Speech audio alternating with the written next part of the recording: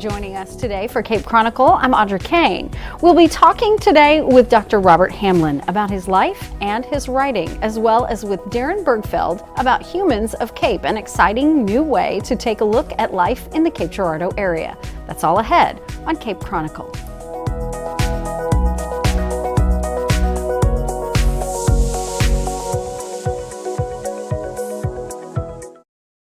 I'm Rudy Tempesta. I'm 92 years old.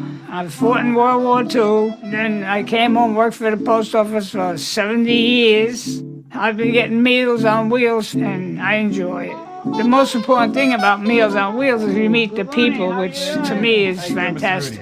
You need people to keep your brain moving. That's what life is about. It's love and having a conversation with people.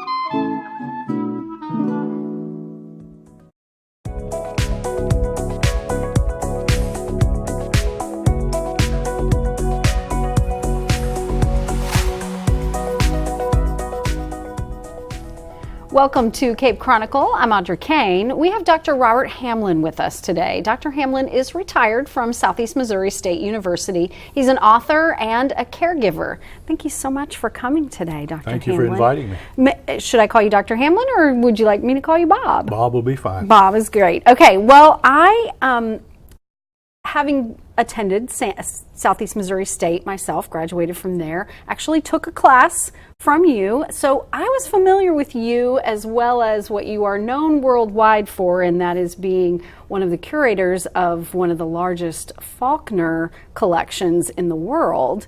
And so we could go down that road, and we may get to that later on. But there's a new role in your life, and you are not only a professor emeritus, but also an author. You've written quite a few books on Faulkner, but there's a new book that focuses on something very close to your heart at this point in time. Tell us about that book. Well, the book is called Darkness Descending, and it's comprised of about 50 love poems to my wife, Kay, who was diagnosed with Alzheimer's about 2 years ago. Mm-hmm. She is in the middle to late stages of Alzheimer's presently. She's still able to stay at home.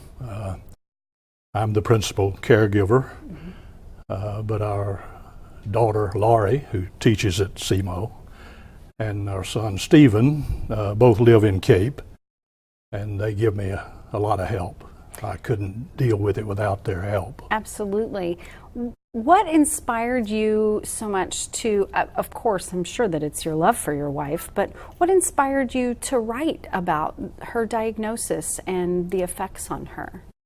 Well, Kay is an author too. She's written a book about the history of Southeast Missouri and the historic house that we live in. The book is called Finding Julia.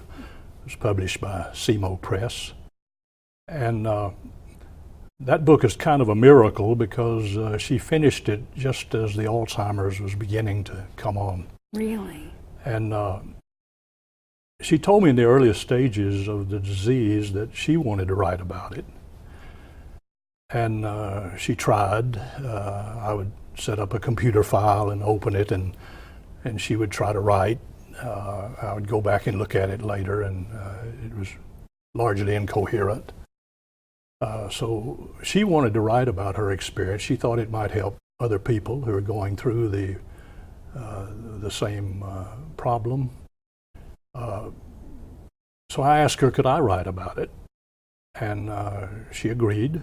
In the early stages, she was able to share with me some of her thoughts, her feelings, her impressions, memories. Later on, she could not participate in the creation of the book, and many of the poems I wrote, I did not show her. Right. They were too painful. Sure. But I wrote the book in part because she wanted her story told, and I also found that it was therapy for me. She would go to bed early. I would have a couple of hours, some of which was spent crying out of her sight. But I began to write just short poems, little reflections about our experience, and I would have a couple of hours in the late evening after she was in bed to read and write. So much of what I had read about Alzheimer's was from a clinical perspective, medical, scientific. This was personal. Right. And the poems became a form of prayer, therapy. I've always I've written a lot, and writing is a place that I escape to, I guess, when I want to get away from things. Whether I'm writing about Faulkner or Ron Shoemate, the basketball coach, or whoever. Writing is it's very personal, very private. You just shut out the world, and in this case, there was a lot to try to shut out. Although in writing about it, I had to learn to confront it and accept it. Was it a concern for you at all to publish it? Did it feel? No, I didn't start out to publish the book at all. I wrote it primarily, as I said, for a very selfish purpose. But I had shared some of the poems with friends, colleagues, and some of them thought that it would be helpful to others, people, families that they knew, a couple of pastors or chaplains, former professors like me, and just personal friends. And so it was largely through their suggestion that I went ahead and published the book. Would you read some for us? I'd be glad to. I would. Yes. I think that our audience would like to hear it. Thank you. In your words. The book is chronological, so the early poems are about the earliest stages. We could still converse and talk about the situation. Later poems describe the later stages. Okay. This one's called Dental Appointment. At 9 a.m., Kay pulls on her coat and picks up her purse, readying for her dental appointment. I explain to her that the appointment is not until 10:40, and it will take us only 10 minutes to drive to the dentist's office. She looks puzzled, but lays her purse down and takes off her coat. Then she asks, "What does 10:40 look like?" I try to explain as I would try to explain to a child how to tell time. She says again, "But what does 10:40 look like?" Once more I try to explain. She still looks puzzled and then annoyed. "You don't like me, do you?" she says, tears filling her eyes. "I love you," I say, moving to embrace her. "We both will need more hugs today." How do people respond when they read your poetry about this? I'm sorry? How do people respond when they read these pieces? Well, poetry is an ancient art form, of course, and it's meant to be read. It's meant to be heard. The early minstrels who sang their poems. And people generally tell me they like hearing me read the poems more than they like to read them. And I think that's typical of most poetry. It's written to be heard. This one's called Dancing. Kay wants to dance. All our years together, I've refused the dance lessons she's wanted us to take. But tonight I agree to dance with her. She remembers that our first date was to our high school sweetheart ball. I remind her that she wore a pink party dress, the baby orchid I gave her, and I wore a white sport coat and bow tie. We danced the slow numbers and watched others bop. Tonight in our bedroom, I put a Kenny G CD on the player, and we wobble over the floor like Hawthorne's doddering old fools pretending to be young again. You laugh for the first time all day and tell me you love me. I say I love you too, and silently curse myself for having denied you anything you've ever wished for.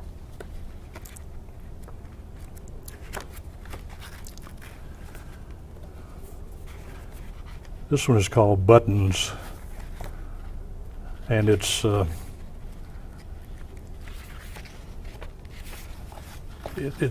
the progression of the disease. I first noticed she was having trouble driving a car, and she could keep it in the lane and out on the highway, but she couldn't master the controls. If she had to set the mirror or do anything on the dash, she got to where she couldn't do that, and realized even before I did, maybe I just wasn't accepting it, but she told me she couldn't drive anymore. It wasn't safe. And then there were other things I began to notice as well. First it was names and words, then the computer, the cell phone. Now, as I watch you try to dress yourself, it's buttons and zippers you struggle with. I try to be patient as I would with a child, knowing you need to do this by yourself. Sometimes you can, and I revel in your success, telling myself that you're getting better. More often, I have to finish the task for you. You always smile and say thank you, and I turn quickly away so you will not see my tears. Each morning I help Kay repossess her world and herself. We sit on the side of the bed while I explain who she is, who I am, what our relationship is, where we are, what we will do today. On good days, the lesson takes. On bad days, most days now, I must repeat the narrative over and over.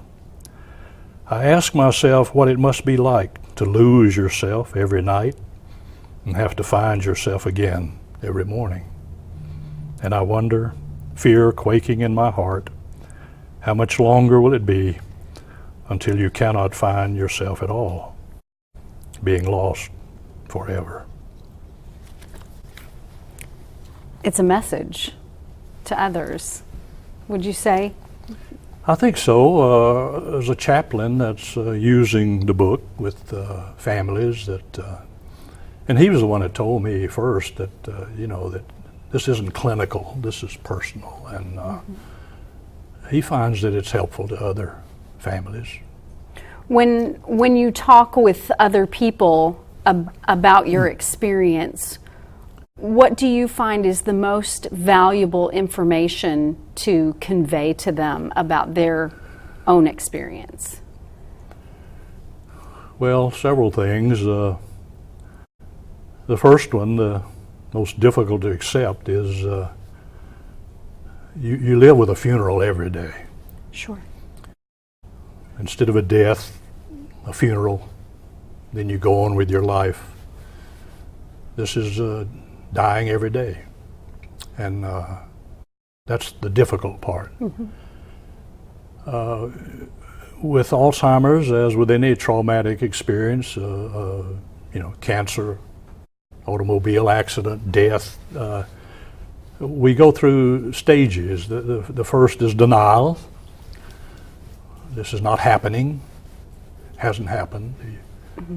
In those days, we didn't even use the word, didn't want to say the word. Right. Then you expect a miracle cure, and at some point over time you come to acceptance. This is the way it is. We have to deal with it, and it takes a while with any tragedy. Sure. Or trauma to get to that point. I've been told sometimes with tragic experiences, there's a fourth stage that sometimes you can get to. It's called celebration. And I did once, I had a friend who once told me that the heart attack he had was the best thing that ever happened to him. Because he was working all the time, making a lot of money, didn't have time for his family, couldn't take a vacation. The heart attack slowed him down. And he said later, making money wasn't that important. Working wasn't that important. So he had time for his kids and his family and vacations. And so I'm aware that sometimes there can be fortunate outcomes of tragedy. But I haven't seen that in this case. I haven't found anything to celebrate. And I can't see anything positive coming out of this kind of experience. Sure. Patience is the hard thing. It took me a good while to learn that, Kay, in many ways, she remembers a lot of things.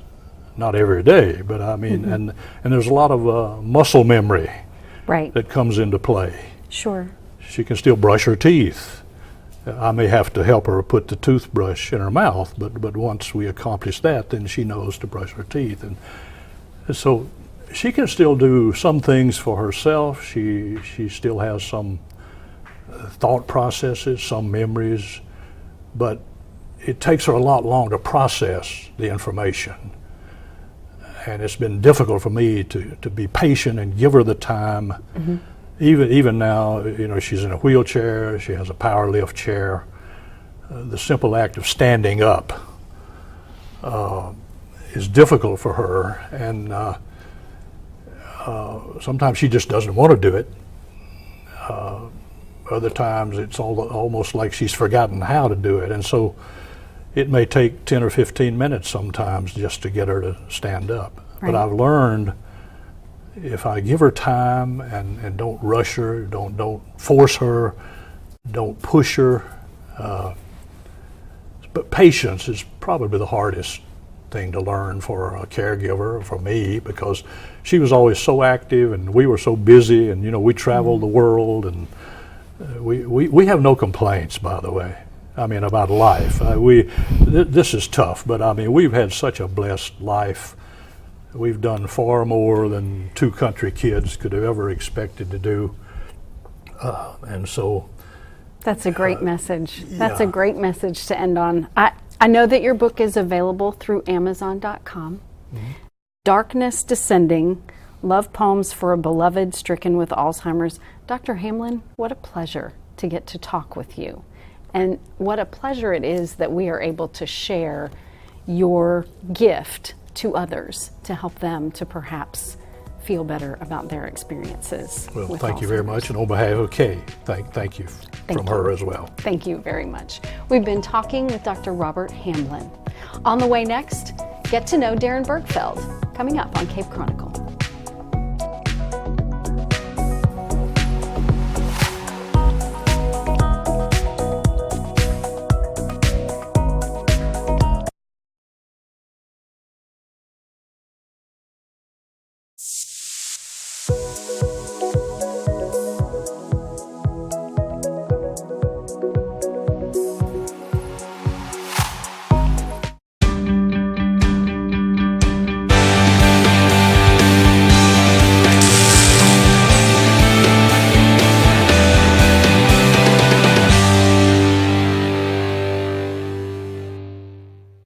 Marie, you have prediabetes. Prediabetes? I don't have time to eat right or exercise. I'm a busy mom. Oh, you're a busy mom. Yeah. This is great news. Busy moms never get prediabetes. Wait, what? Let me just... Yeah, this is all the people at risk for prediabetes, and way over here, busy moms. No?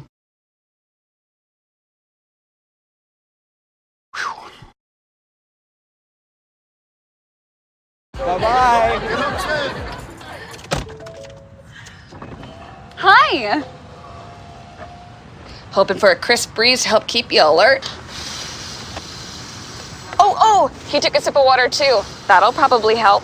You were probably going to turn down the radio too, so you could focus, right? Probably okay isn't okay. Right. If you see a warning sign, stop and call a cab, a car, or a friend. I think the water line is what really drove it home. I blew on him.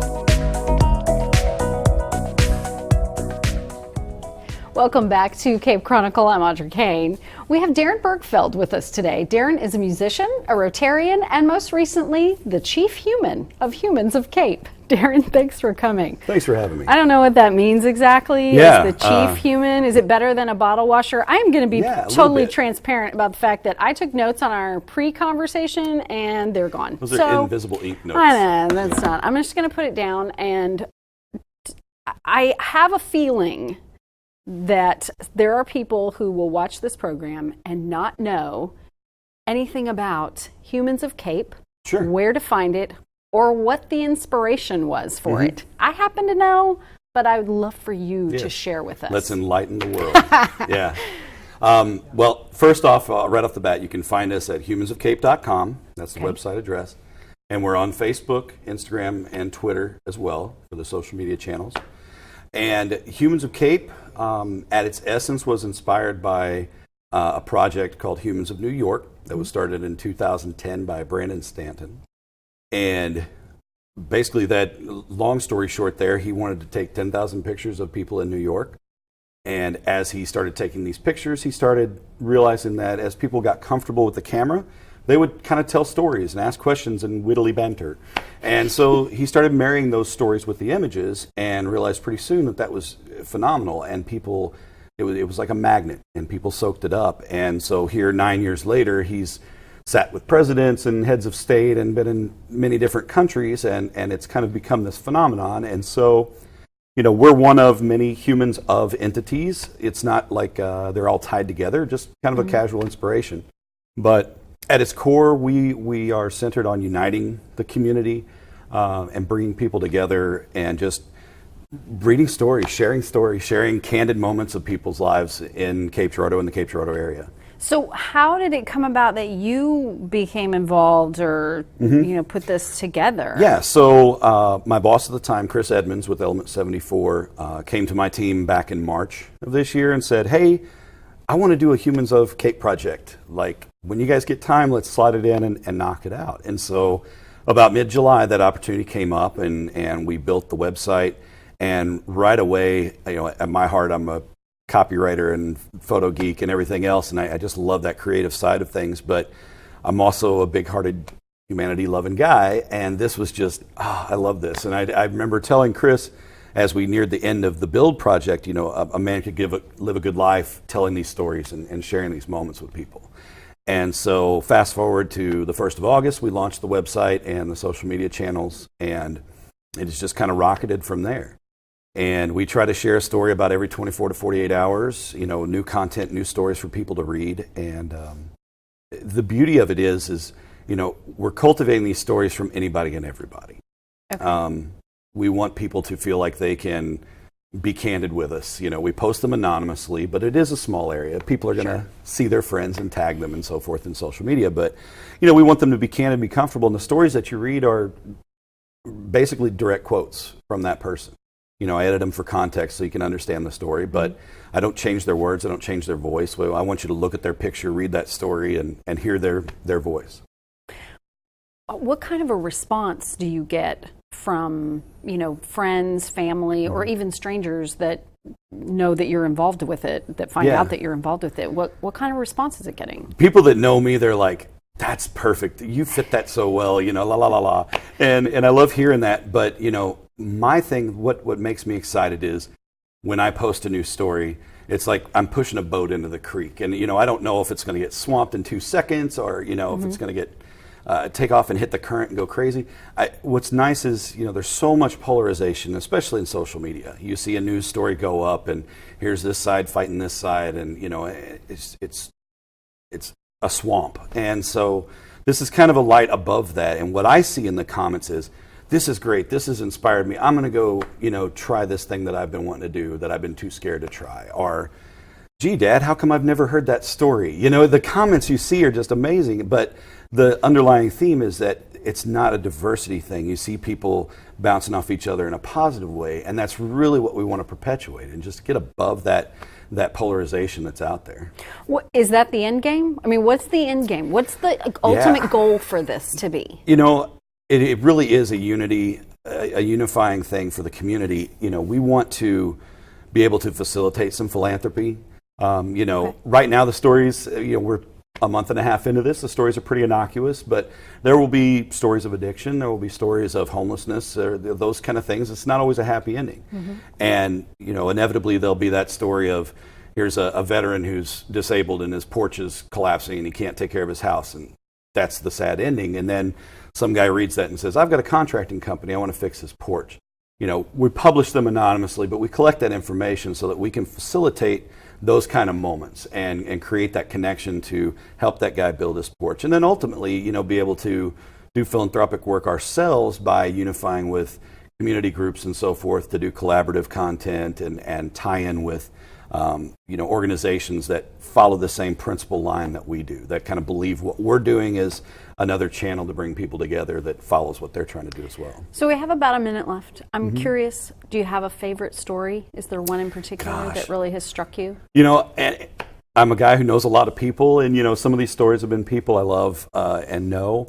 I think one of them that really struck me was, and I just published it yesterday, so it's super fresh.